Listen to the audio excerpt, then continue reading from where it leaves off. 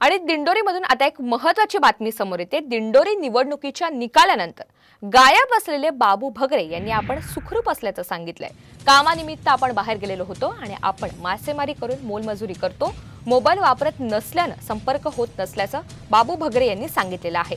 दिंडोरी लोकसभा मतदारसंघाच्या निवडणुकीमध्ये राष्ट्रवादी शरद पवार गटाचे उमेदवार भास्कर यांच्या नावाशी उमेदवार बाबू सदू भगरे यांनी तब्बल 1,03,632 मतं मिळवलेली होती।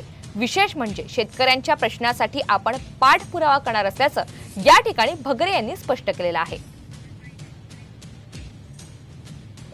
आलं तर आपण काहीतरी करायचं, देशाकरता करायचं। निवडून आला असतं तर केलं असतं, त्यांचं काहीतरी देशाचं काहीतरी केलं असतं, ते तरी नाव निघालं असतं। आणि आता ते आले ना भास्कर भगरे, त्यांना म्हणा त्याला शेतकऱ्यांचंही काहीतरी करा ना आदिवासींचंही काहीतरी करावं।